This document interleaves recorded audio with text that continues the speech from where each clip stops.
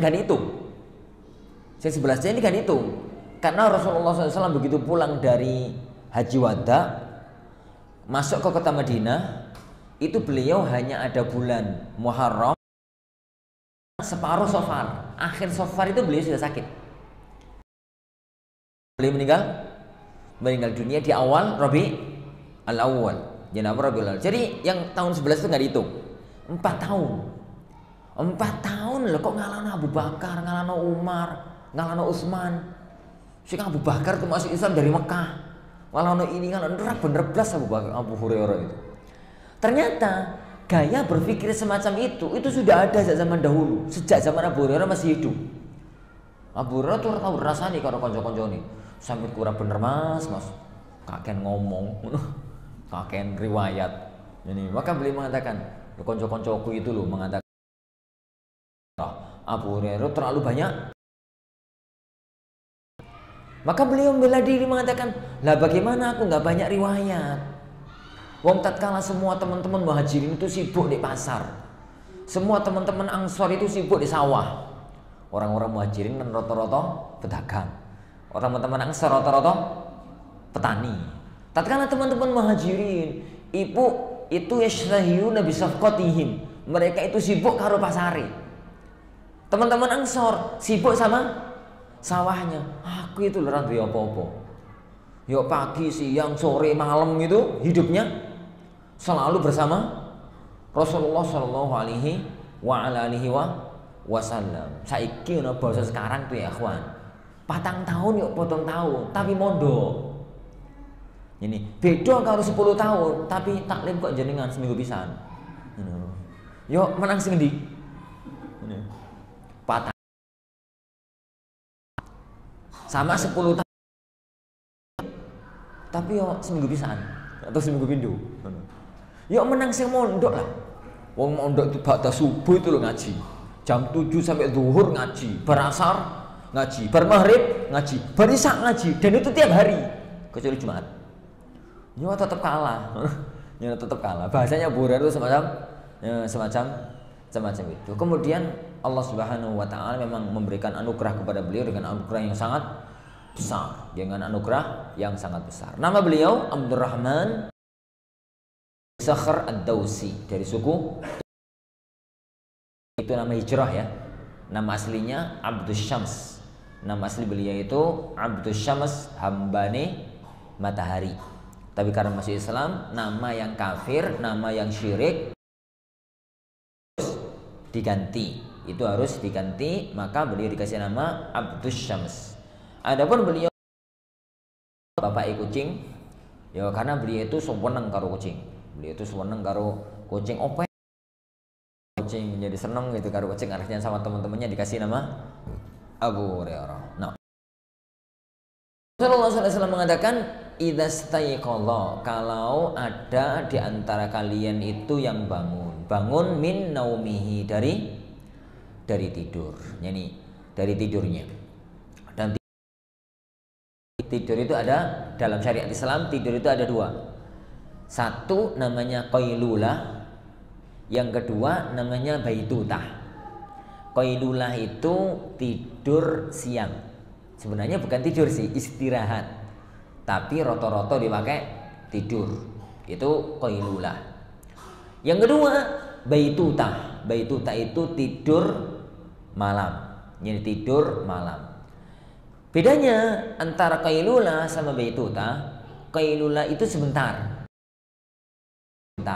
kisarannya ya 15 menit, ya luwe ora akeh-akeh. Ini qailulah 4 jam itu gak qailulah, ya 15 menit, setengah jam, 1 jam, sekitar itulah. Yang itu namanya qailulah. Nek baitutah itu yani syariatnya Rasulullah SAW itu ba'da isya dan bangun sepertiga malam yang terakhir. Dan itu yang baitutah itu min naumihi, dari tidurnya. Tidur di luar itu di luar syariat. Tidur yang tidak dicontohkan oleh beliau Sallallahu Alaihi Wasallam. Apa hukumnya? Boleh, kecuali batas subuh. Jadi kecuali batas subuh sama batas maghrib. Tidur batas subuh itu makruh, tidur ba'da maghrib itu makruh. Ini makanya bersubuh aja dulu. Ini terpaksa ngantuk tidur ba'da subuh, ngantuk, usahakan sampai terbit matahari, jangan matahari baru tidur. Karena ba'da subuh itu waktu yang Rasulullah SAW mengatakan, Allahumma barik li ummati fi bukuriha. Ya Allah, berkailah umatku tatkala waktu bakrah. Bakrah itu waktu subuh sampai terbit matahari. Makanya bener biyen mbah-mbah itu ojo turu bar subuh, rezekimu dipatok ayam. Rezekimu itu dicucuk karo ayam. Ini bener jadi mbah-mbah biyen itu. Itu kan bahasanya para ulama-ulama biyen. Dalile itu masyarakat dewasa, masyarakat itu durung ngerti dalil. Akhirnya DKI filosofi hidup. Ojo turu bar subuh karena rezeki ini dipatok ayam. Sama yang kedua, tidur ba'da maghrib. Yani tidur yani ba'da maghrib. Kenapa? Pertama, karena itu bukan waktu tidur. Yang kedua, dikhawatirkan apa? Malas mengerjakan sholat isya. Baik. Para yang Allah Ta'ala itu min naumihi. Fala yaghmis al-ghamsu itu tangan masuk ke air. Bahasa Indonesianya apa tuh? Aku mau menerjemahkan apa? Nyelup. Ya, benar ya? Al-ghams itu air dalam wadah, terus tangannya sampai masuk. Tangannya itu sampai masuk ke dalam air. Maka itu namanya yaghmis. Bahasa Indonesia apa? Nyelup. Ya nyelup, ini benar ya nyelup ya. Fala yaghmis, maka jangan nyelupkan yadahu tangannya. Jadi maka jangan nyelupkan tangan. Tangan itu aliyat para sahabat sekalian. Aliyat itu dari sini. Dari sini nih sampai sini. Ini yad. Tangan itu, yad itu dari sini sampai sini. Jadi bagian manapun yang dimasukkan, bagian manapun yang dicelupkan masuk dalam larangan hadis ini, meskipun cuma nyelupkan sebagian kecil dari jari masuk dalam larangan hadis ini. Fala yaghmis yadahu fil ina, di tempat. Jadi di tempat, di satu wadah, ya, di satu wadah, mau itu jadi bak, mau itu kamar mandi, mau itu apa begitu, maka itu namanya fil ina. Hatta yaghsilaha thalathan, sampai membasuhnya sebanyak 3 kali. Dan yang kita ya udah kita bahas dahulu, makna ghasal, membasuh itu adalah mengalirkan air ke sesuatu. Imrarul ma fil maghsul, air, jadi ada air yang diguyur begitu sampai mengalir dan sampai netes, itu mana membasuh. Jadi itu mana membasuh. Fa innahu la yadri, alasannya kenapa kok nggak boleh, dia itu nggak pernah tahu. Jadi dia itu nggak pernah tahu semalaman itu pada waktu dia tidur itu tangannya nadiai. Yo, ya kelopoknya megang apa saja, melakukan apa saja, dia nggak pernah tahu tangannya itu. Wallah. Faedah-faedah yang kita ambil dari hadis yang berbarokah ini pada jemaah sekalian. Pertama, tentang perawi hadis, keutamaan sinan Abu Hurairah, keutamaan Abu Hurairah radhiyallahu anhu. Dan ini satu pelajaran pada sekalian, nggih. Satu pelajaran. Jadi belum tentu orang yang statnya belakangan itu hasilnya juga belakangan.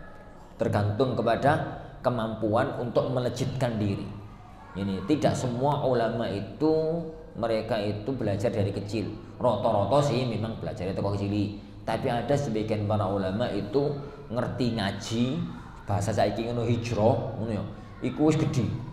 Itu sudah tua, sudah gede gitu, baru kemudian belajar. Tapi ini karena mereka berusaha melejitkan kemampuan diri, maka akhirnya menjadi para ulama-ulama Islam. Abu Hurairah pun semacam itu. Beliau tahu kalau beliau masuk Islam itu sudah belakangan. Jadi sudah belakangan, tapi kemudian beliau melejitkan diri sehingga dalam waktu 4 tahun beliau itu mengalahkan para sahabat yang masuk Islam sebelum beliau. Yang kedua, para jemaah sekalian, hadis ini menunjukkan kepada kita larangan yakni mencelupkan tangan ke dalam wadah air yang di dalam wadah saat bangun tidur. Di titik ini tidak ada masalah di kalangan para ulama. Larangan mencelupkan tangan ke dalam air, yakni ke dalam air yang dalam satu wadah lah ya. Yang dalam satu wadah, larangan mencelupkan tangan ke dalam air yang dalam ina, yang dalam satu wadah setelah bangun tidur. Tapi kemudian para ulama kita berselisih pendapat dalam beberapa titik pembahasan dalam hadis ini. Pertama, hadis ini itu larangan semua bangun tidur atau bangun tidur malam toh. Hadis ini larangannya untuk semua bangun tidur. Anak katakan tadi tidur itu ada dua, ada baitutah, ada qailulah. Apakah ini berlaku untuk dan qailulah, ataukah larangan dalam hadis ini hanya berlaku untuk tidur baitutah tok, qailulah? Sebagian ulama mengatakan berlaku untuk semua. Berlaku untuk semua. Mau tidur malam, bangun tidur malam yo, bangun tidur siang juga iya. Terkena larangan hadis ini. Alasannya bahasanya Rasulullah min naumihi, bangun dari tidurnya. Dan naum itu lafzun mutlak, lafat mutlak. Dalam dunia usul fikih namanya lafzun mutlak. Wal mutlaku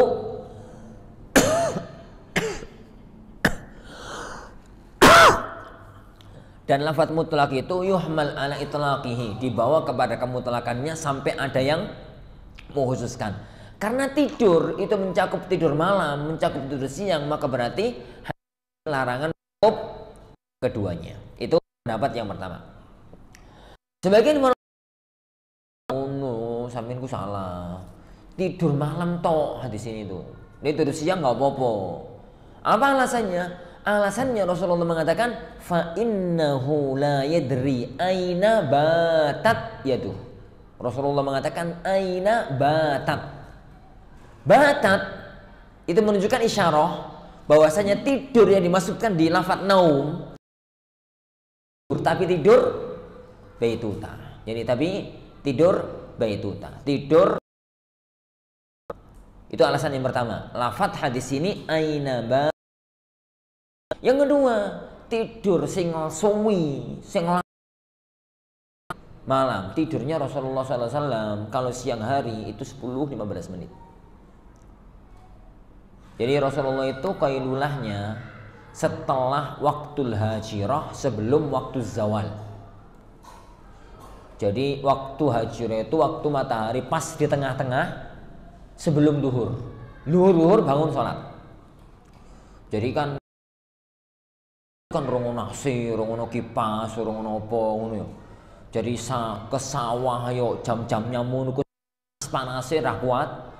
Ning pasar yo panas-panase.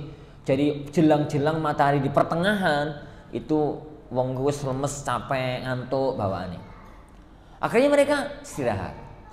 Istirahat, lese-lese, tertidur, ada yang nggak sampai tidur, pokoknya istirahat lah.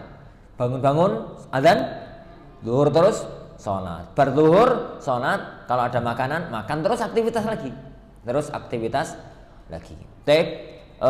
Itu yang ada di zaman itu. Tapi saiki rata-rata qailulah itu berduhur, permangan misal. Jadi berduhur, permangan, warak, bablas asar. Bablas asar. Akhirnya qailulah zaman sekarang itu sak jam. Rong jam. Ya mboten lah paling rong jam ya. Ya sak jam lah, sak jam. Ya, jadi qailulah itu segitu.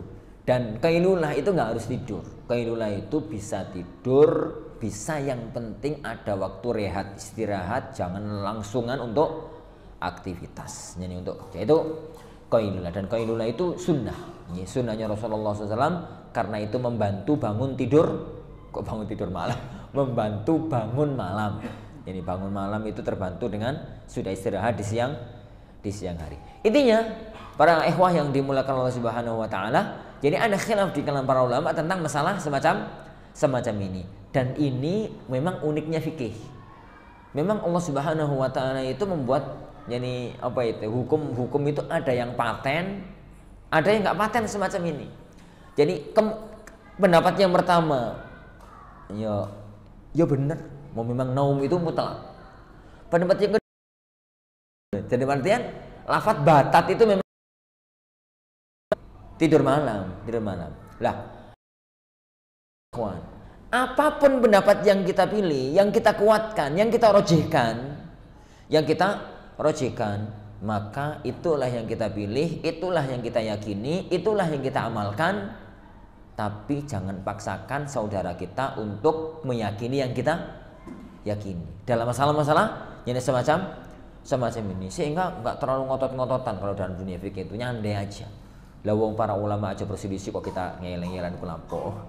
Jadi sekelas mereka itu nggak karena masalah-masalah itu kalau memang muhtamal, dalilnya itu muhtamal itu maknanya dalilnya itu kemungkinan makna itu ya, kemungkinan makna ini ya.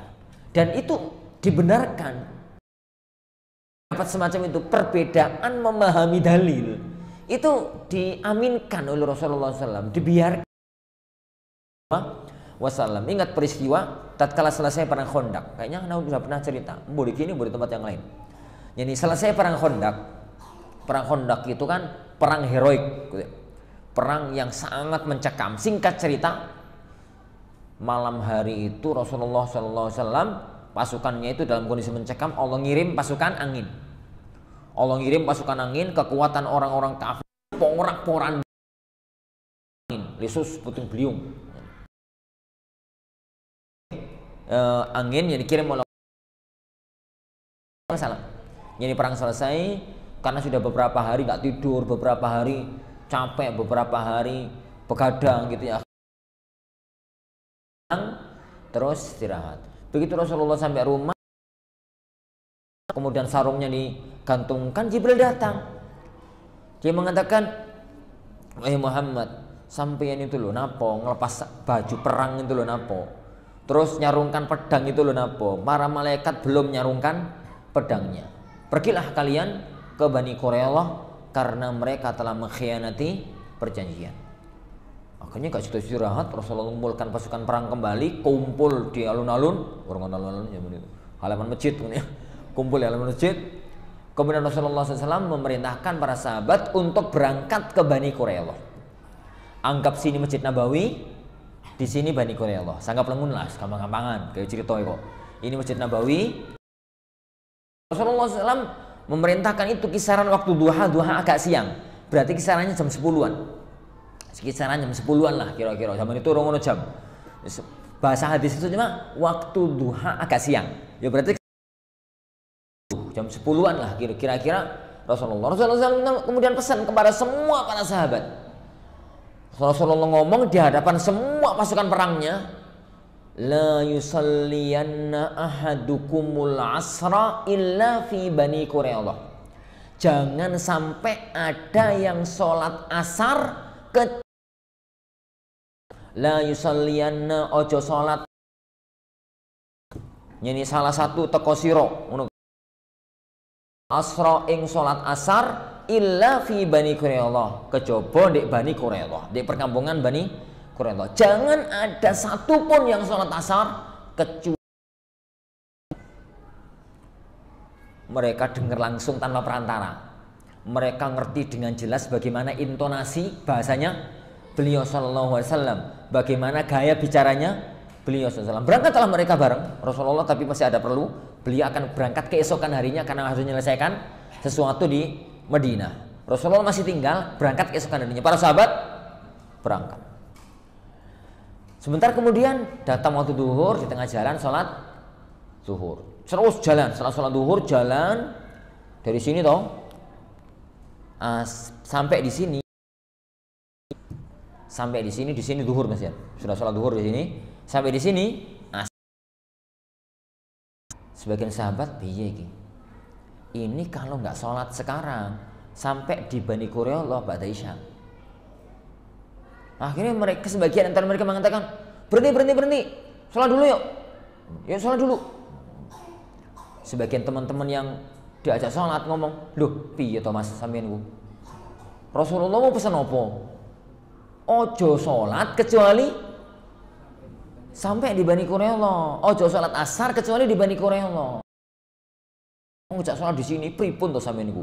Sing ngejak sholat mengatakan, lah Rasulullah Shallallahu Alaihi Wasallam melarang kita ngomong semacam itu tadi. Karepe itu kita budalin dengan cepet-cepet asar wis nyampe Bani Qurayza sehingga sholatnya di Bani Qurayza. Faktanya sekarang asar masih di sini. Sholat dulu karena kalau sampai di sana itu ba'da isya. Sholat dulu. Rasulullah ngomong kayak tadi itu karepe kita itu cepet-cepet. Ben asar sudah sampai Bani Qurayza. Faktanya kita masih di sini, sholat dulu. Yang kelompok yang kedua yang nggak mau tadi mengatakan, lah itu kan pemahaman sampeyan. Pokoknya Rasulullah ngomongi asar di Bani Qurayza. Sholat asar di Bani Qurayza. Yang pertama, yo wis karepmu. Ini pokoknya aku mau sholat di sini. Yang mau sholat di sini sholat. Yang mau berangkat berangkat. Akhirnya sebagian sahabat turun dari kendaraan sholat. Sebagian sahabat melanjutkan berjalan. Sebagian sahabat bingung, kepiye? Melihat kelompok yang pertama, bener yo, ya bener, alasannya bener. Melihat kelompok yang kedua, bener alasannya. Bingung, akhirnya sholat karo numpak jaran. Sholat sambil naik kuda. Baik, bener para sahabat yang memegang lafadz hadis. Jadi kelompok yang sholat di sini kan memahami hadis itu dari sisi napa Rasulullah itu kok melarang.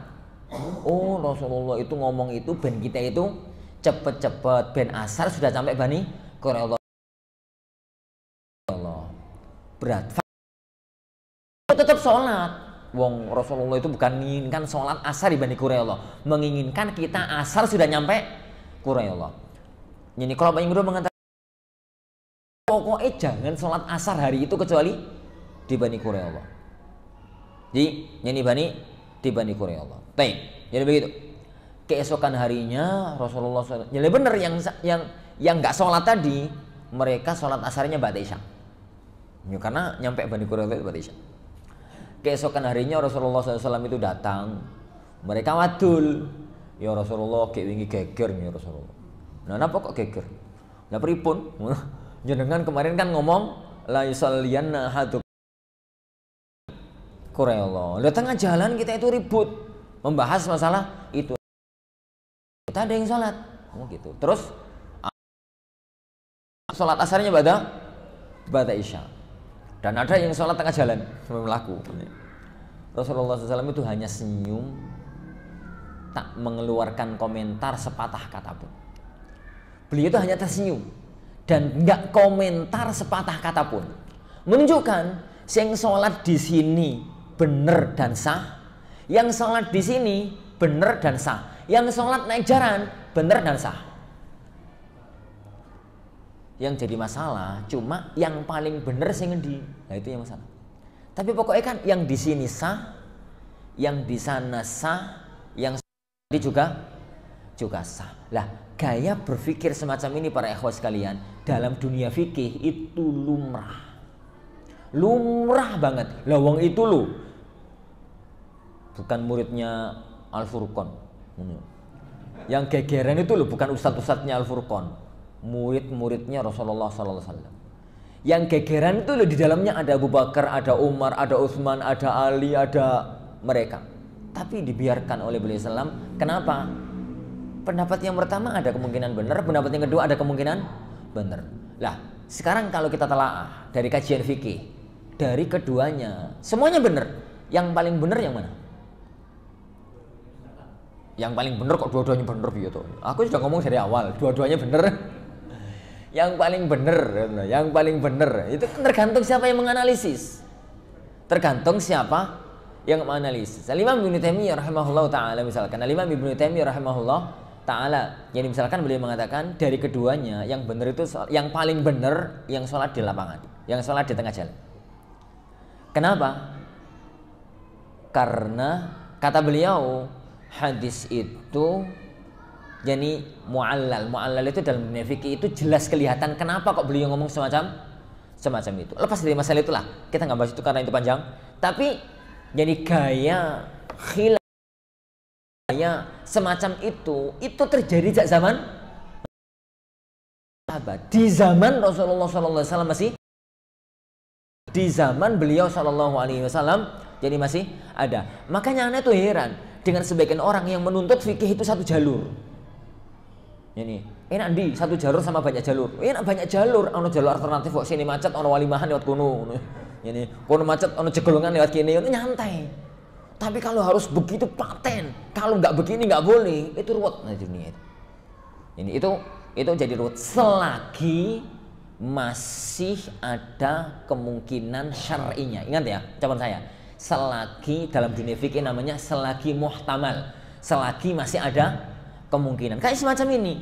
Ini kan kita katakan min naumihi, lafadz mutlak, berarti mencakup qailulah baitutah. Iya, benar dari titik itu. Difahami, ini cuma berlaku untuk tidur malam tok. Karena Rasulullah mengatakan aina batat, yaitu benar dari titik ini. Benar dari titik ini. Apapun yang kita kuatkan, apapun yang kita rojihkan, ujung-ujungnya itu yang lebih kita kuatkan, tapi nggak bisa kemudian mematenkan yang lain itu salah. Di hal-hal yang semacam ini.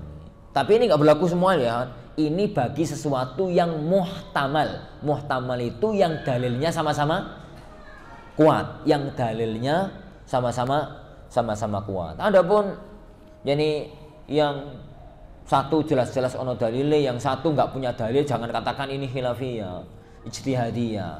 Itu ya nggak usah dikatakan khilaf. Kenapa? Lah kalau yang satu pendapatnya Syafi'i, yang satu pendapatnya wong nggak jelas, itu kan nggak perlu dibahas tuh. Tapi kalau yang satu pendapatnya Syafi'i, satu pendapatnya Abu Hanifah, satu pendapatnya Malik, satu pendapatnya Ahmad, itu sesuatu yang sangat perlu diperhitungkan secara kancah ilmiah, secara dunia ilmiah. Jadi saya sudah kan. Tapi adzan dulu ya. Kita lanjutkan setelah adzan insyaallah.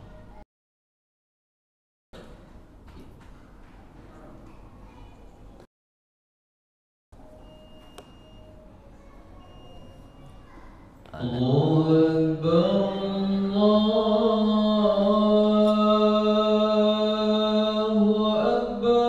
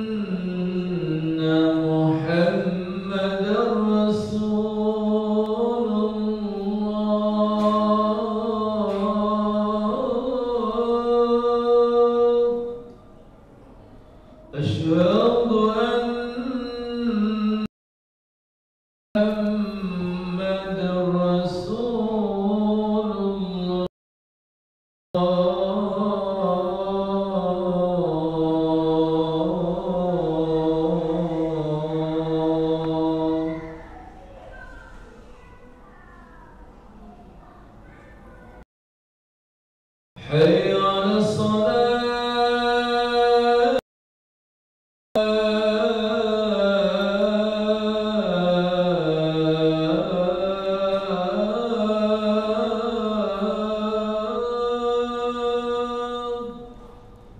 حي على الصلاة.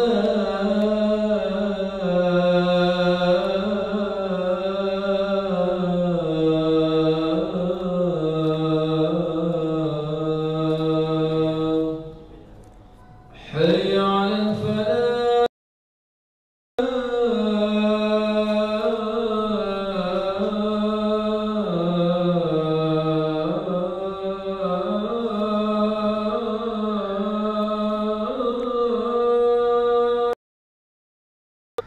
حي على الفلاح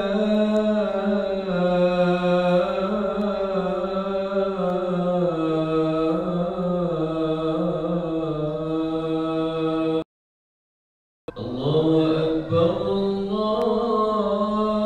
الله أكبر لا إله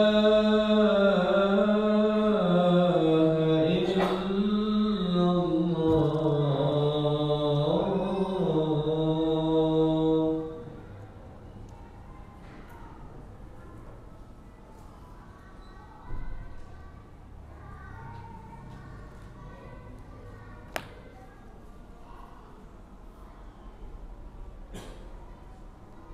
Baik.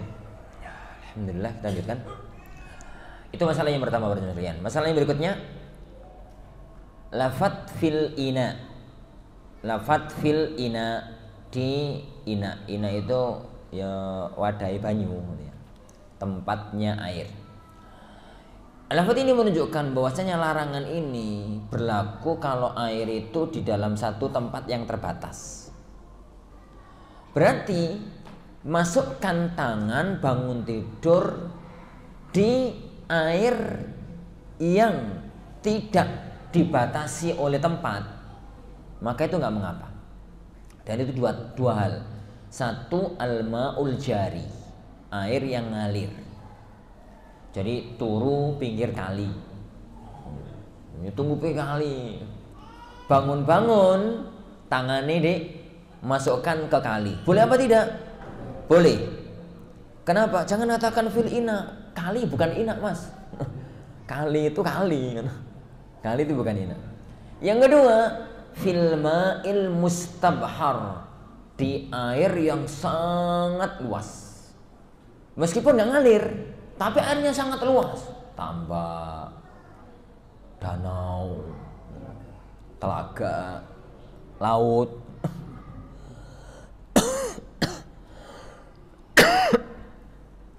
Kenapa para saudara sekalian? Karena apapun yang terjadi pada tangan nggak akan berpengaruh kepada air. Apapun yang terjadi pada tangan nggak akan punya pengaruh kepada air jika air itu mengalir sama jika air itu banyak. Nah, maka berarti larangan ini hanya berlaku untuk fil ina, di ina. Dan yang terlarang itu adalah tangannya yang masuk. Adapun kalau yang masuk itu gayung yang dipegang oleh tangan, nggak ada masalah. Gambarannya misalkan bangun tidur ke kamar mandi, airnya kolam itu, kolam kamar mandi itu loh, kamar mandi sekarang itu kan rata-rata cilik tau. Itu separuh, kemudian ada gayung. Kita ngambil air dari gayung, tapi tangan kita nggak masuk. Tangan itu megang gagangi gayung itu, kemudian airnya diambil, kemudian nanti dituangkan. Nah, kalau begitu solusinya bagaimana? Solusinya itu kata beliau, yang silaha salasan, dibasuh sebanyak 3 kali. Pada zaman sekarang itu bisa pakai keran, itu kan nggak mencelupkan, atau pakai gayung, kemudian dituangkan, dimiringkan begitu ke tangan kanan maupun tangan kiri, dilakukan sebanyak ini 3 kali. Terakhir, fikih dari hadis ini. Ini fikih dari hadis ini. Larangan dalam hadis ini beliau menyebutkan alasannya. Hadis-hadis semacam ini dalam dunia fikih namanya hadis mu'allal, hadis yang beliau nyebutkan hukum sekaligus nyebutkan alasan. Beliau nyebutkan hukum sekaligus beliau nyebutkan alasan. Dan kalau beliau sallallahu alaihi wasallam nyebutkan alasan, maka alasan itu berfungsi untuk 2 hal. Alasan itu berfungsi untuk dua hal. Yang pertama, jika suatu ketika alasannya itu hilang, maka hukumnya Rasulullah ini pun bisa hilang. Itu yang pertama. Yang kedua, apabila ada kondisi lain yang satu makna, satu alasan, meskipun nggak disebutkan oleh Rasulullah, maka masuk dalam hukum ini. Itu yang dalam dunia usul namanya qiyas. Dalam dunia usul fikih namanya qiyas. Gambarnya demikian. Hadis ini aja. Beliau sallallahu alaihi wasallam mengatakan fa innahu la yadri aina batat yaduh. Yani aina batat yaduhu. Dia itu nggak tahu semalaman itu tangannya itu kemana aja, megang opo saja itu nggak ada. Orang-orang itu tidur. Dari sini kalau kemudian ada orang itu yang memastikan tangannya itu nggak gerak kemana-mana, memastikan tangannya itu nggak gerak kemana-mana, pagi-pagi hari bangun tidur kemudian tangannya itu digerakkan, dicelupkan ke air, itu nggak ada masalah. Siapa yang bisa gambarkan? Tidur tangannya diikat. Contoh ya misalkan tidur ngono ya. Misalkan karena perintah dari dokter nggak boleh gerak, dari tangannya ini nggak boleh gerak, ini juga nggak boleh gerak, tapi dia ngantuk. Kalau ngantuk bahaya. Sama dia ngomong sama istrinya, "Dek, cancangan dek." Akhirnya kita cancang di sana, iki dicancang di sana. Terus turun ngorok ngono. Pagi-pagi bangun, terus dilepas, masih ikatannya masih sampai subuh. Ini oleh istrinya kemudian bangun mas dilepas nggih, lepas. Pertanyaannya, dalam kondisi orang semacam itu kemudian dia masukkan tangan ke air dalam bejana, boleh apa tidak? Boleh, karena alasannya dibuat Rasulullah tidak berfungsi untuk orang tadi. Orang itu pasti tangannya gak kemana-mana. Luang keikat mau kemana? Mosok kok ya mungkin diikat malam-malam pas dewi bangun tidur nyancang dewi, kan nggak mungkin tuh. Dipastikan tangannya itu nggak kemana-mana. Berarti hadis ini nggak berlaku untuk dia. Rasulullah melarang itu alasannya fa innahu la yadri aina batat yaduh. Yani aina batat yaduh. Itu yang pertama.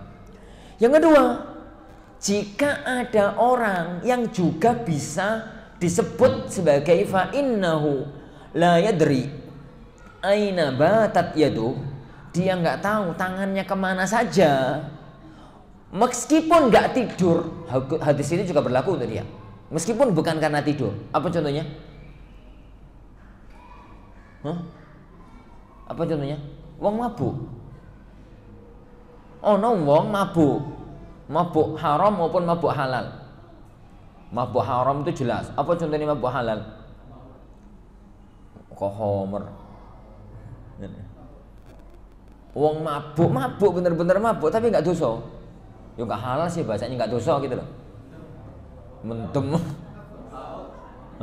Mabuk laut, mboten mabuk iku jeneng mabuk Indonesia iku. Ini mabuk kendaraan.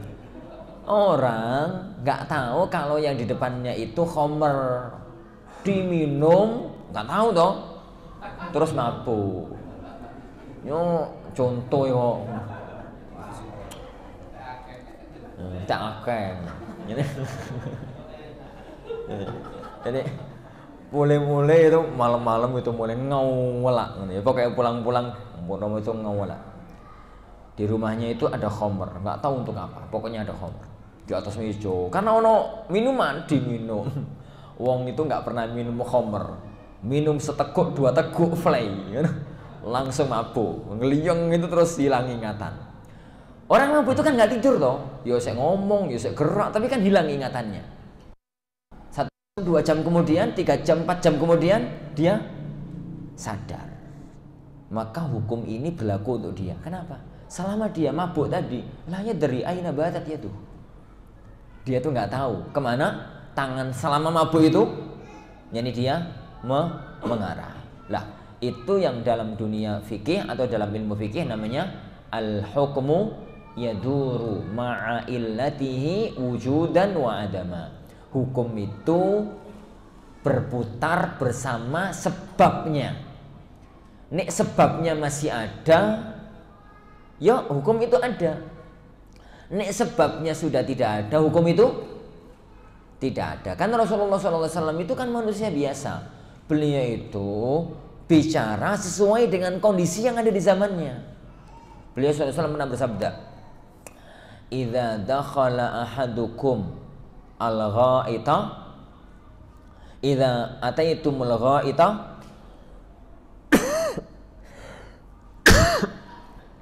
fala tastaqbilul qiblata wa la tastadbiruha." Akan datang insyaallah hadis ini nanti. Apabila kalian itu masuk WC, maksudnya BAB, maka jangan menghadap kiblat, jangan membelakangi kiblat. Walakin syarriqu au gharribu, tapi menghadaplah ke arah timur atau menghadaplah ke arah barat. Lah, piye to hadis iki? Jadi ini ora oleh menghadap kiblat, ora oleh membelakangi kiblat. Tapi kok mana dikongkon ke arah timur, ke arah barat? Bagaimana? Sebentar, jangan nyalakan hadis. Rasulullah SAW ngomong hadis ini di mana? Hah? Kota Madinah apanya Mekah? Ini utaranya Mekah. Madinah itu utaranya Mekah.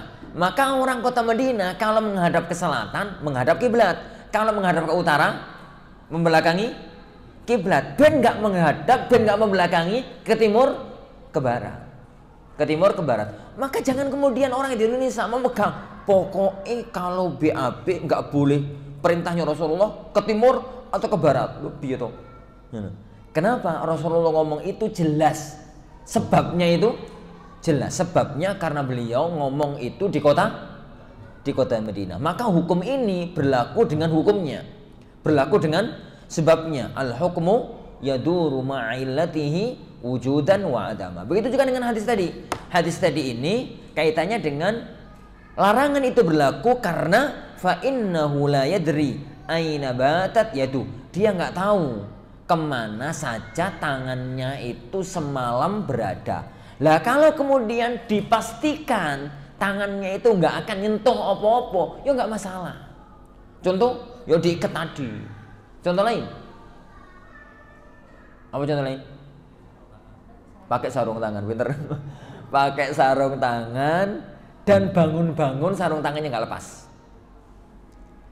Itu berarti seandainya tangannya kemana-mana, yang kena kan tangan nih, sarung tangannya, tangan sendiri nggak bermasalah. Ya, tangannya sendiri itu tidak. Wallahu ini. Nah, tapi insyaallah ini hadis yang kedua. Lanjut apa nggak ini? Sampai jam berapa kemarin misalnya kita? 8:30 ya? Atau jam 8? Tapi Iwan, barangkali ada yang mau disampaikan, didiskusikan, monggo barakallahu fikum. Nyantai aja.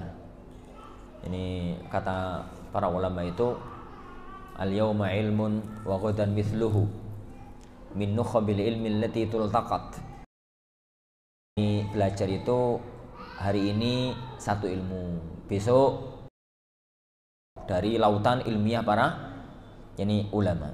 Ini dari lautan para ulama. Kenapa?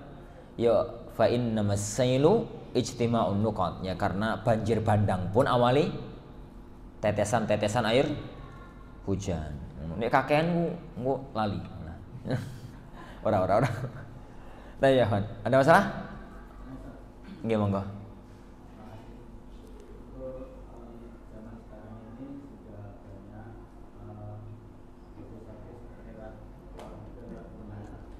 Nggih.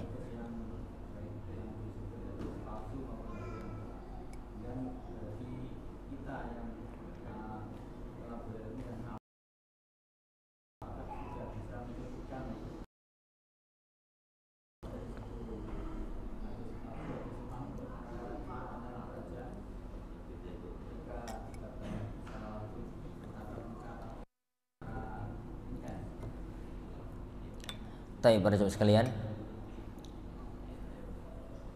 di zaman sekarang itu Allah ya akhwan, Allah mudahkan orang itu belajar. Di zaman dahulu tuh Masya Allah, belajar itu repot, subhanallah. Karena repot itu ilmu ini barokah. Karena repot itu ilmunya jadi barokah. Masih ingat hadis dalam Sahih Bukhari, tatkala ada seorang sahabat di kota Makkah hidup bersama istrinya yang sangat dia cintai.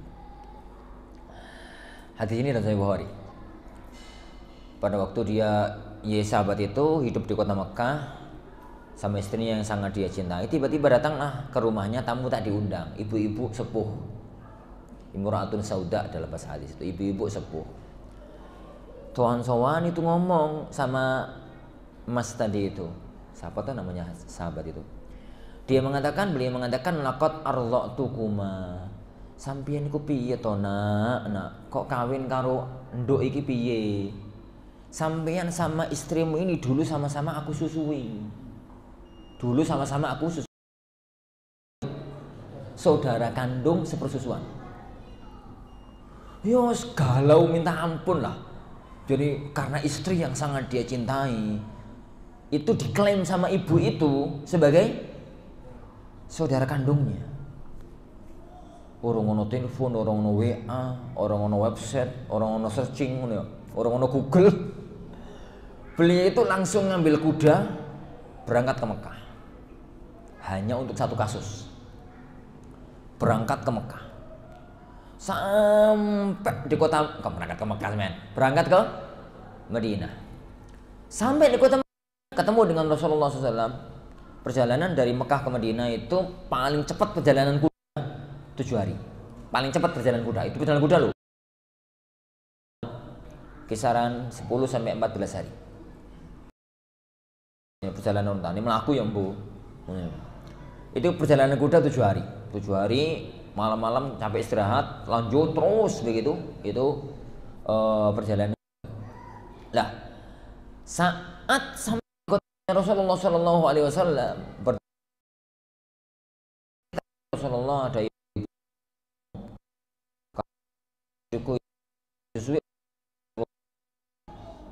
diuber sama laki-laki itu. Yang ngomong lagi, Rasulullah melengos kiri. Dikejar lagi Rasulullah. Ketiga kalinya beliau itu akhirnya nggak melengos. Awalnya beliau itu mengatakan usah ditanyakan, mulio karepe gitu. Tapi ternyata beliau ngeyel, kepingin tahu. Akhirnya beliau mengatakan, lah wis piye meneh? Yani pakai fawaqat kilas, bagaimana lagi wong sudah diomongkan kok. Yani zaman itu kan gono wong dusta, gak ada orang bohong. Lah bagaimana lagi wong sudah ada? Beliau itu ngaku bahwasanya dia itu adalah ibu kandung, ibu persusuan kalian berdua. Akhirnya Rasulullah memerintahkan untuk dia menceraikan istrinya. Pulang-pulang kemudian dia menceraikan istrinya. Itu susahnya ilmu pada zaman dahulu. Susahnya jadi ilmu pada jadi zaman dahulu. Jadi Imam Syu'bah, beliau tinggal di Irak, tinggal di negeri Irak. Pada waktu beliau tinggal di negeri Irak, itu ada salah satu orang di negeri Irak, thalabul ilm itu, yang menyampaikan kepadanya satu hadis. Hadis itu hadis yang sangat agung bagi Imam Syu'bah, tapi belum pernah beliau dengar. Yang nyampaikan penuntut ilmu pemula. Padahal Imam Syu'bah sudah jadi seorang imam. Imam Syu'bah akhirnya mengatakan, dari mana kamu mendengar hadis ini? Dari Fulan ibnu Fulan. Di mana dia? Orangnya tinggal di Mekah, tapi jangan gak usah ke Mekah lah, guna-gunane. Akhirnya Imam Syu'bah berangkat dari Irak ke Kufah hanya untuk dengar satu hadis. Dari Irak ke Kufah 1 bulan, 1 bulan setengah perjalanan naik unta. Nggak mungkin naik kuda, mati kuda tengah jalan. Jadi perjalanan jauh sekelas itu naiknya naik unta. Sampai di kota Mekah cari-cari di mana rumahnya Imam Fulan ibnu Fulan. Ampun hijrah ya Imam. Kemana? Ke Madinah. Balik ini Madinah. Padahal tadi lewat Madinah, tapi zaman itu kan orang-orang ini berita terupdate nih. Jadi apalagi Google Map bareng orang-orang. Jadi beliau berangkat ke Madinah. Sampai di kota Madinah, tanya sama orang-orang di kota Madinah, di mana rumahnya Fulan ibnu Fulan? Beliau sudah pindah ke Irak. Aku ini dari Irak. Cari beliau ke Mekah, katanya ke Madinah. Sekarang sudah berangkat ke Irak sama keluarganya dan sekarang tinggal di Irak. Berangkatlah ke Irak. PP 3 bulan. Hanya untuk melacak satu hadis. Berangkatlah beliau ke Irak. Cari ketemu sama orang yang tadi ketemu. Setelah ketemu beliau hanya bertanya, "Ya Imam, saya mendengar bahwasannya Anda memiliki hadis semacam ini. Benar?" "Benar." "Sampaikan kepadaku." "Sampaikan kepadaku." Nggak usah. Kenapa? Nggak ada gunanya bagi antum. Kenapa? Sudah atau nggak ada gunanya? Sampaikan aja. Akhirnya disampaikan. Haddatsani fulan. Zaman itu kan pakai masih riwayat. Haddatsana Hajjaj ibnu Artah. Qala haddatsana fulan an Rasulullah sallallahu alaihi wasallam. Kemudian meriwayatkan hadis itu. Kemudian setelah diriwayatkan hadis itu, Syu'bah mengatakan, "Inna lillahi wa inna ilaihi raji'un." Saya itu melakukan perjalanan 3 bulan untuk mendapatkan hadis ini. Ternyata hadis itu benar yang kamu katakan, bagiku nggak fungsi. Karena di dalamnya ada perawi namanya Hajjaj ibnu Artah. Dan Hajjaj ibnu Artah itu di hadapan Syu'bah orang lemah. Meskipun di hadapan sebagian ulama masih bisa dipertahankan, tapi di hadapan Syu'bah itu orang, itu dalam dunia sanad nih, itu orang lemah. Lepas dari cerita itu, bahwa ternyata zaman dulu itu belajar koyo ngono repote. Makanya jenengan taklim semalam oleh satu hadis aja nesu. Kan tekokin aduh aku loh. Aku toko Sedayu. Anak datang dari Sedayu. Jadi pada asar jam 4 tadi berangkat. Tapi kan tetap cuma 1,5 jam sampai sini, nggak sampai 3 bulan dong. Jadi nggak sampai 3 bulan berangkat. Alaikunin itu ilmu pada jadi zaman dulu. Allah mudahkan belajar pada zaman sekarang. Masya Allah, Allah. Tapi kadang-kadang ya karena kemudahan itu jadi malas. Ini mau was. Lepas dari masalah itu, sekarang kita kembali ke pertanyaan yang tadi. Bagaimana kalau kita mencari hadis itu hanya dari aplikasi? Apakah itu bisa dipertanggungjawabkan?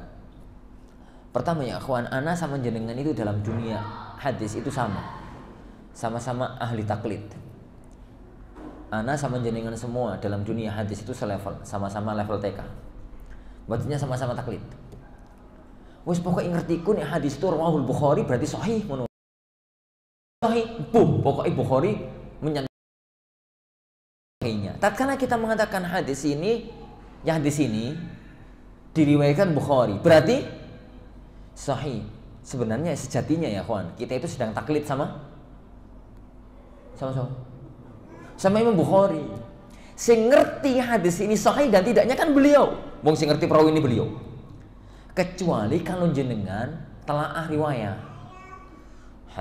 Qala al-Bukhari rahimahullah haddatsana fulan, qala haddatsana fulan, qala haddatsana fulan an Abi Hurairah qala Rasulullah. Jenengan fulan ku sapa ya dibuka dalam kitab riwayat. Satu ya telung dino hadis siji. Kadang-kadang saulan barang. Wes gak pakai itu. Muka itu. Kita itu banyak taklid kepada Syekh Albani dalam dunia hadis.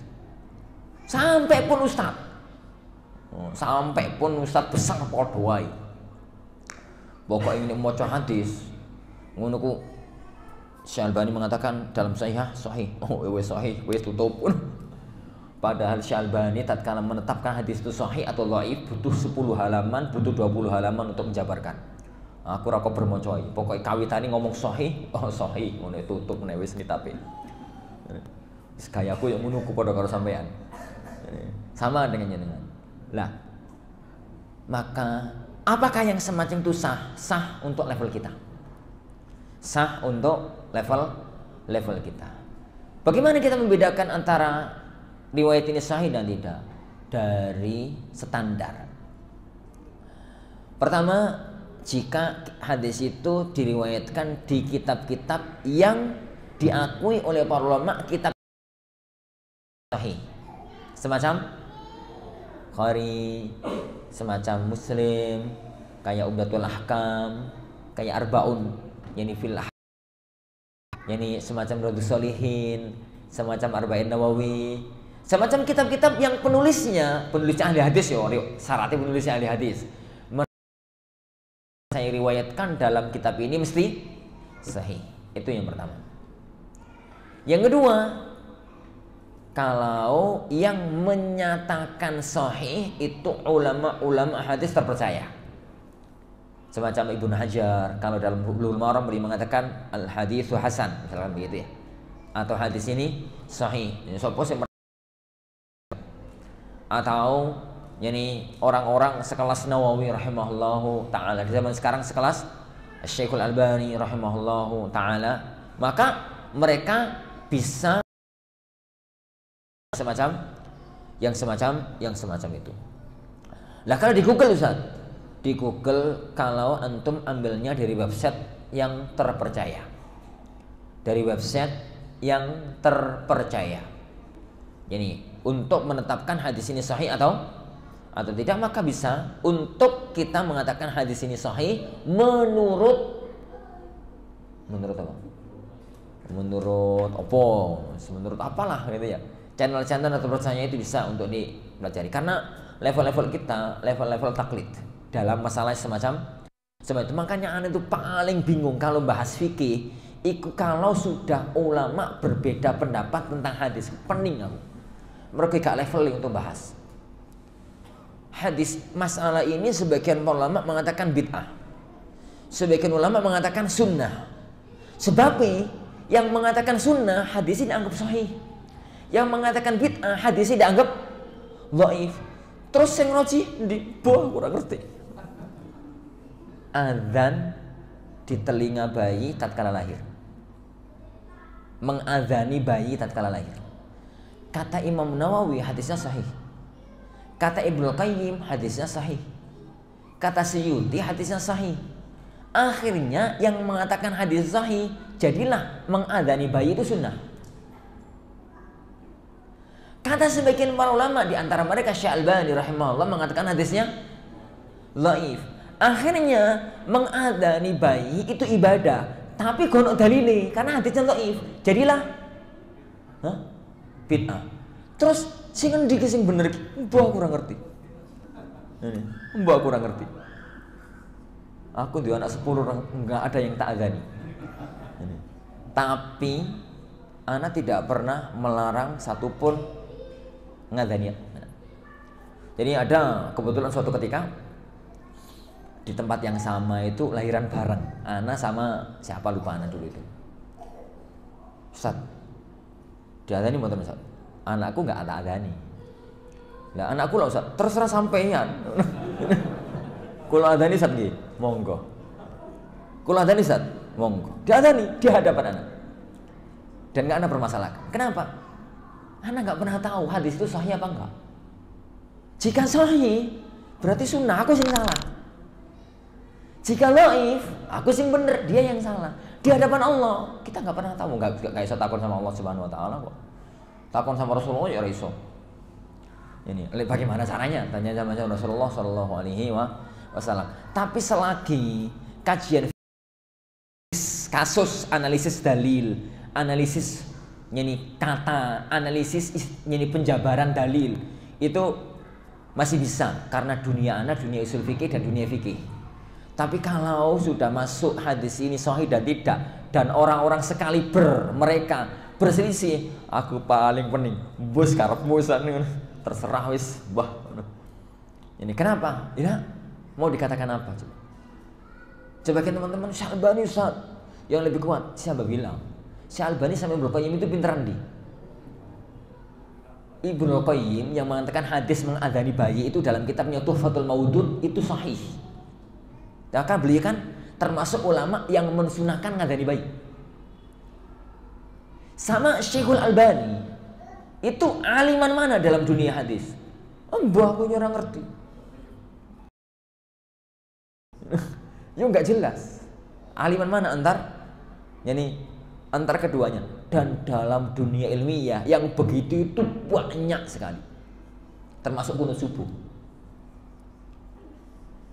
Kunut subuh pada teman sekalian. Kunut subuh terus menerus itu loh. Hadis Anas maka ma taraka Rasulullah sallallahu alaihi wasallam kunutal fajri hatta faraqat dunia. Rasulullah itu nggak pernah ninggal kunut subuh sampai meninggal dunia. Hadis itu kata Nawawi sahih, kata Subki sahih, kata Syuuti sahih, kata sebagian ahli ilm dhaif. Ini kata sebagian ahli ilm dhaif. Taib. Berarti hukum kunut subuh tergantung hadis itu. Kalau dikatakan dhaif, jadilah bid'ah. Kayak pendapatnya Abu Hanifah. Abu Hanifah akan mengatakan kunut subuh itu bid'ah. Kayak pendapatnya Ahmad bin Hanbal. Kalau dikatakan hadis itu sahih, berarti sunnah. Kayak pendapatnya Syafi'i, kayak pendapatnya Malik. Imam Malik, Imam Syafi'i mengatakan kunut subuh itu sunnah. Di satu kubu, Imam Abu Hanifah, Imam Ahmad mengatakan kunut subuh itu bid'ah. Ini, itu bid'ah. Terus aku ratau kunut. Nih, jadi makmum misal, doleh imam sih nggak kunut. Cari imamnya nggak kunut. Lah kalau terpaksa harus sholat di belakang imam yang kunut, apa yang melakukan? Anak kunut. Loh kok sholat di belakang imam yang kunut Ustaz? Kan kadang-kadang nggak ngerti imam kunut atau ora. Kenapa ya? Pas safar, jelang azan, masjid terdekat depan turun sholat tahi sama supir. Masjid terdekat depan turun sholat tahi. Khair Ustaz. Ada masjid menara kan kelihatan, mampir. Sholat toh. Ini sholat terus masbuk. Selesai Al-Fatihah rakaat pertama misalkan. Terus ternyata kunut. Ternyata kunut, anak kunut. Kenapa? Kenapa ya? Ikut imam itu satu kepastian syariat. Sedangkan bid'ahnya kunut subuh itu nggak pasti. Kenapa nggak pasti? Siapa yang mau memastikan mana yang benar antara keduanya? Satu, pendapatnya Syafi'i dan Malik yang mengatakan itu disyariatkan. Satu, pendapatnya Abu Hanifah dan Ahmad yang mengatakan itu bid'ah. Terus yang benar mana? Di hadapan Allah? Enggak jelas. Ini enggak jelas. Lah, apakah saya harus meninggalkan yang pasti karena sesuatu yang enggak pasti? Maksudnya meninggalkan sesuatu yang pasti, yaitu kewajiban mengikuti imam. Untuk sesuatu yang belum pasti, yaitu kunut subuh. Makanya Syekh bin Baz berfatwa, nek kamu sholat subuh jadi imam, ikuti yang kamu yakini. Dan Syekh bin Baz termasuk yang membid'ahkan kunut subuh. Nek jadi makmum, cari masjid yang gak kunut, kayak anda yang katakan tadi. Lah kalau di belakang imam yang kunutlah bersama imam. Itu pun yang dikatakan oleh Syekh Utsaimin, itu pun yang dikatakan oleh Syekh Albani rahimahumullahu ta'ala. Lah, yang semacam itu di akhwan dalam dunia fikih itu lumrah. Makanya rasa kaku-kaku dalam fikih itu nyantai wae. Jadi tapi jangan menemen kebablasan tuh. Ono patokan, ada kaidah-kaidah baku yang harus difahami, Yang penting sekarang itu adalah kaidahnya itu gampang kok. Yani kalau perselisihan itu di kalangan terkemuka Islam, diakui keislamannya, keilmuannya, itu secara umum khilaf yang mu'tabar. Secara umum yang terjadi di kalangan para ulama kita. Terutama kalau masalah semacam ini. Ana hanya ingin mencontohkan hadis yang para ini berselisih. Wallahu alam bissawab. Nah, insyaallah ada pertanyaan lagi? Wah, masih ada waktu 10 menit. Mas.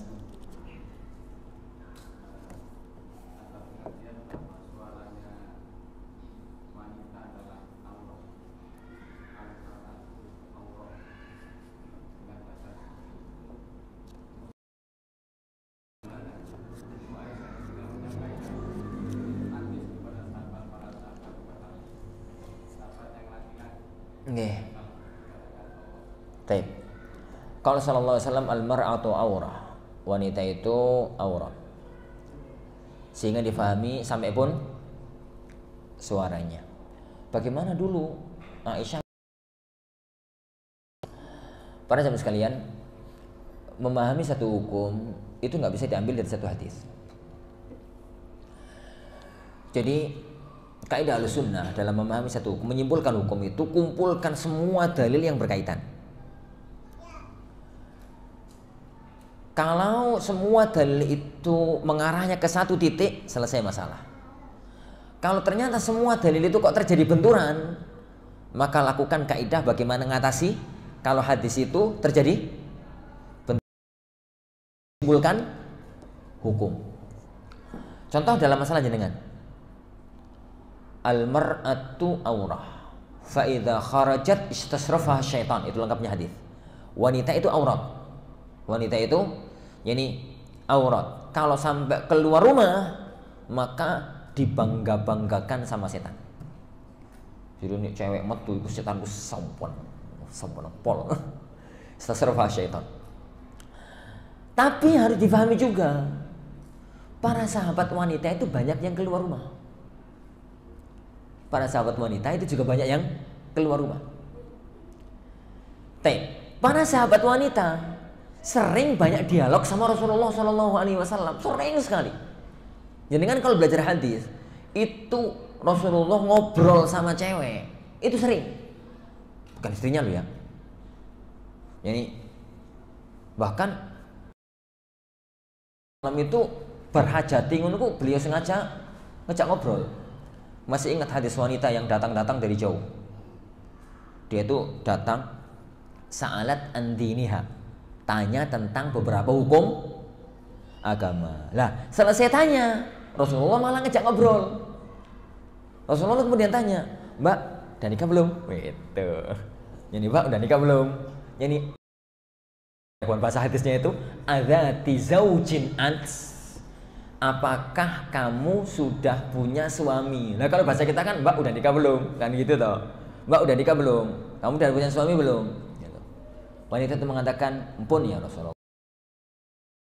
Rasulullah bertanya, "Bagaimana sikapmu kepada suamimu? Bagaimana sikapmu kepada suamimu?" Wanita itu kemudian mengatakan, "Ya Rasulullah, lam alu ilaihi juhdan." Aku enggak mengurangi sedikit pun yang bisa aku lakukan. Jadi semampuku aku berkhidmat untuk suamiku. Maka Rasulullah SAW kemudian mengatakan, "Ungduri." Yani lihat posisimu kepada suamimu. Fa innahu jannatuki wa naruk. Karena suamimu itu adalah jalanmu ke surga, jalanmu ke neraka. Lah, itu sebenarnya yang inisiatif ngejak ngobrol siapa? Rasulullah sendiri, yang mulai ngomong Rasulullah sendiri kok. Rasulullah sendiri. Dan itu sering. Hadis-hadis semacam itu sering. Maka hadis-hadis semacam ini harus digandengkan dengan hadis yang jenengan sampaikan tadi. Al-mar'atu aurah. Berarti ini dikatakan wanita itu suaranya aurat mutlak. Buktinya Rasulullah ngobrol. Kan enggak aurat secara mutlak. Loh, bukti ini Allah Subhanahu wa taala ngelarang. Wanita itu kalau ngomong fala takhlaqna bil qaul. Ojo ngomong karo mendayu, ojo ngomong karo kemenyek. Yani fayatma alladhi fi qalbihi marad. Nanti laki-laki yang hatinya berpenyakit itu akan mikir sih enggak. Dan rata-rata laki lanang karo wedok itu berpenyakit. Termasuk aku. Ngaku lah. Ini lanang yani karo wedok gak nyambung ya berarti rata gak lanang. Ngaku wae lah. Rata gak nyambung plus itu malah gak lanang. Jadi semacam itulah. Kedua kubu hadis ini yang perlu untuk digabungkan. Yang perlu untuk digabungkan. Lah itu namanya ta'arud. Benturan antara dalil ini dengan dalil ini. Perlu untuk digabungkan jadi satu rumusan hukum. Kapan suara wanita jadi terlarang? Kapan suara wanita jadi boleh? Suara wanita jadi terlarang itu kalau di dalamnya ada khulu. Khulu itu ngomongi Dek Kemayu, dek Kemayu gitu piye to yo. Ya wis ngomongi karo sing ngono ku lah. Wong kadang-kadang sebagian ustaz ini jowengkel no. Jadi anak telepon ke salah satu pengurus kan anak ketua yayasan harus sering kontrol ke bagian-bagian lah. Lah salah satu bagian pesantren kan akan ada ceweknya, ada akhwat. Nanti telepon. Jadi, assalamualaikum. Waalaikumsalam Ustaz. Astagfirullah. Kepiye ta bocah iki ati? Jadi, apa Ustazah? Ada masalah begini-begini. Jabe itu persis kayak dia ngomong sama suami nih. Setiap terakhir ngomong kata, "Ukhti, kalau ngomong sama anak jangan gitu. Setengah-setengah bentak ngono lho ben aku gedeng." Ngono lho. Ngomong semacam itu hanya untuk suami anti. Ingat ya, setelah ini jangan ngomong model begitu lagi sama anak. Nggih Ustaz, sesuk tak telepon ngono ne. Ya aku gak kepengin telepon sih. Beberapa waktu kemudian ada kebutuhan kan harus telepon. WA-an nih orang koper-koper. Jadi harus telepon. Gitu lagi. Nah, itu kalau gawan bayi mungkin masih bisa dimaafkan. Tapi kalau nggak gawan bayi itu ya masalah. Masalah mau itu kan ngomong karo bojone ku nenek ini, telepon karo wong uga. Itu yang jadi masalah. Jadi apa ini aku tuh? Enggak, bukan anti kok, bukan anti. Wanita lain. Wanita lain. Ono apa? Ono. Ini telepon apa? Ono. Ini. On telepon. Alhamdulillah ya. Ala kulli nafan. Lah, suara yang itu yang terlarang. Karena itu jadi fitnah. Karena yang itu jadi fitnah. Makanya Aisyah itu punya murid dan sebagian muridnya laki-laki. Dan sebagian muridnya itu laki-laki, bahkan waktu sebagian muridnya itu tanya tentang sesuatu yang sensitif, Aisyah itu yang malah ngomong, "Tanya aja, aku ini ibumu kok." Jadi beliau itu mau bertanya tentang sesuatu yang masalah dunia jima gitu ya. Isin dong, lanang tanya kepada ibu-ibu tentang masalah jima, itu kan malu. Tapi kalau nggak tanya sama Ibu Aisyah, terus tanya sama siapa? Oh, yang ngerti dunia itu adalah istrinya Rasulullah Shallallahu Alaihi Wasallam. Akhirnya Aisyah mengatakan, "Tanya aja mas, tanya aja. Fa innama ana ummak. Aku itu ibumu. Tanya aja." Akhirnya kemudian ditanyakan oleh beliau. Wallahu a'lam. Wallahu a'lam. Wallah, terakhir. Ya.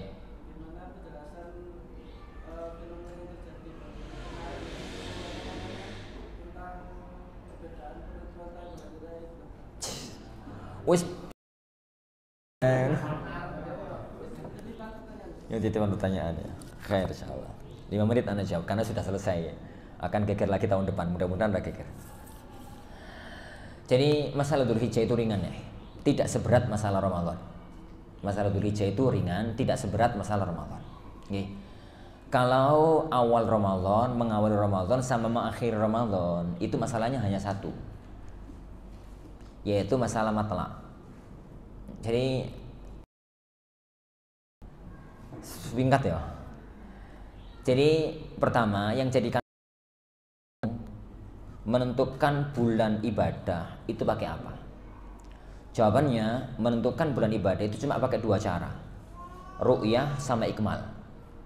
Ru'yah sama ikmal. Ru'yah itu melihat awal bulan Hijriyah, melihat hilal itu. Ikmal itu nek bulan Hijriyah itu nggak kelihatan, maka disempurnakan besok tanggal 30. Dan tidak boleh pakai hisab. Tidak boleh pakai hisab. Hisab itu hanya membantu, bukan penentu. Dan alhamdulillah itu yang ditetapkan oleh pemerintah negeri kita. Jadi patokan hisab itu membantu, bukan penentu. Penentunya tetap ru'yah. Penentunya tetap ru'yah. Nah, makanya kita nggak bahas.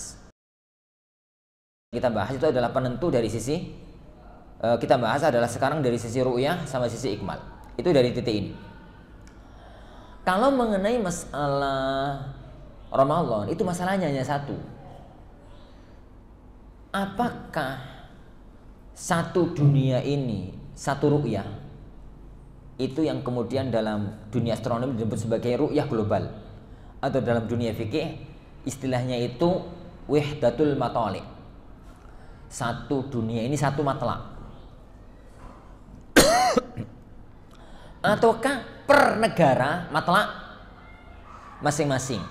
Itu yang dalam dunia astronomi dinamakan dengan ru'yah regional, atau dalam dunia fikih namanya ta'addud al-matali, bukan ta'addud zaujat ya, ta'addudul matali, matlak macam-macam, matlaknya beda-beda. Jadi gambarannya ngeten, gambarnya gini, kalau di Indonesia ini malam apa?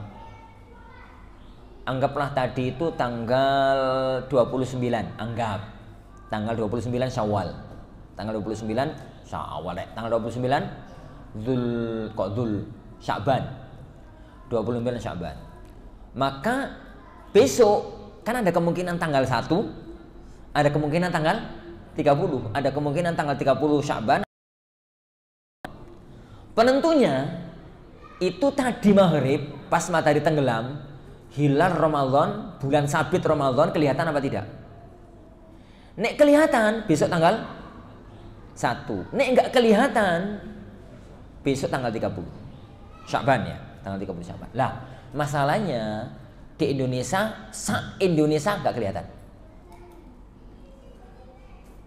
Ternyata di Saudi kelihatan. Kita jam 12 malam, sudah jam 12 malam, dengar pengumuman dari Saudi kalau di Saudi kelihatan hilal.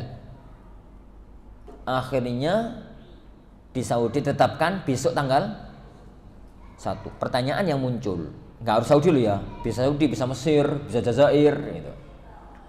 Pertanyaannya, apakah ru'yah Saudi berlaku untuk Indonesia, ataukah Indonesia menggunakan ru'yah Indonesia sendiri?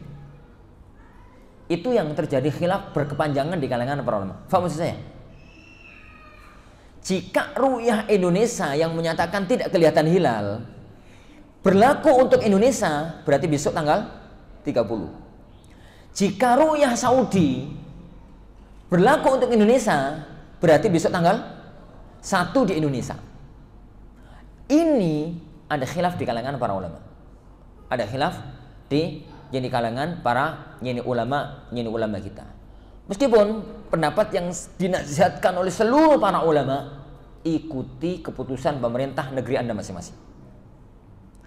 Karena ini masalah khilafiyah di kalangan para ulama, maka untuk masalah khilafiyah yang itu berlaku sebagai ibadah global, ibadah jama'i, ibadah yang sifatnya syiar, masing-masing. Ikuti keputusan negara masing-masing. Baik. Lah, itu untuk menentukan Ramadan, untuk menentukan Syawal. Untuk masalah Dzulhijjah, ini masalahnya tambah pelik.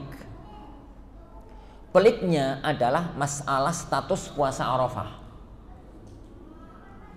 Tatkala Rasulullah SAW mengatakan, wasaumu yaumi Arafah, puasa hari Arafah, dengan berbagai macam keutamaan. Puasa hari Arafah itu maksudnya apa? Sebagian ahli ilmu mengatakan puasa hari Arafah itu yuk poso di hari tatkala orang-orang wukuf. Yang dalam kasus kemarin berarti Jumat. Jumat ataukah yang dimaksudkan dengan poso hari Arafah itu adalah puasa Arafah, dan jatuhnya Arafah itu tanggal 9. Maka di negeri manapun patokannya itu bukan wukuf, patokannya itu tanggal 9. Patokannya tanggal 9. Jadi itu yang membuat masalah Dzulhijjah itu menjadi semakin rumit. Jadi menjadi semakin rumit. Ini lepas dari saudara-saudara kita yang menetapkan pakai hisab loh ya. Karena kalau penentuan hisab itu sudah ditentukan 2-3 bulan, 4 bulan, setahun, 2 tahun, 3 tahun, 10 tahun sebelumnya.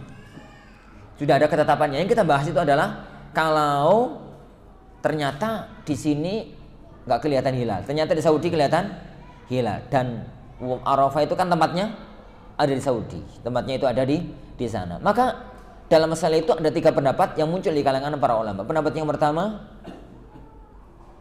puasa Arafah hari raya ikut negeri masing-masing. Sebagian ulama mengatakan puasa Arafah ketetapan pemerintah Saudi karena Arafah adanya di Saudi. Bukan karena pemerintah Saudinya, tapi karena Arafah adanya di Saudi. Pendapat yang ketiga mengatakan Arafah ikut Arafah, hari raya ikut negeri masing-masing. Ya pendapat yang ketiga itu rada aneh. Engko tengah-tengahnya dari bulan dari tanggal apa? Gak tanggal gak jelas ora apa-apa. Tanggal yo. Ala kullin. Ini pendapat yang terkuat dan itu nasihat kebanyakan para ulama, nasihatnya Syekh bin Bas, nasihatnya Syekh Utsaimin, nasihatnya Syekh Shalih Fauzan dan nasihatnya para ulama. Tidak ada bedanya antara Dzulhijjah sama Ramadan dan Syawal, yaitu mengikuti masing-masing, mengikuti ketetapan negeri masing-masing. Tapi dalam Dzulhijjah secara pribadi ana lunak. Kalau maslahat besarnya, ingat ucapan saya, maslahat besarnya. Yani maslahat besar yang itu berkaitan dengan maslahat umat, berkaitan dengan maslahat dakwah, berkaitan dengan maslahat yang lainnya. Adapun kalau tidak, maka hukum asalnya adalah kembali kepada ru'yah negeri masing-masing. Sebenarnya ya ikhwan, masalah ini ringan. Wallahi ya ikhwan, masalah ini ringan. Di semua negara masalah ini itu ringan. Yang berat itu cuma di Indonesia. Indonesia itu negeri Aladin. Ruwet Indonesia itu. Yo nasib sampean mungkin Indonesia. Kenapa? Di semua negara ketetapan awal Ramadan, ketetapan hari raya Idul Fitri, hari raya Idul Adha, itu satu negara satu. Beda kalau negara lain itu nggak masalah. Yang penting sak negara itu sama. Satu-satunya negara yang sak negara beda itu hanya Indonesia.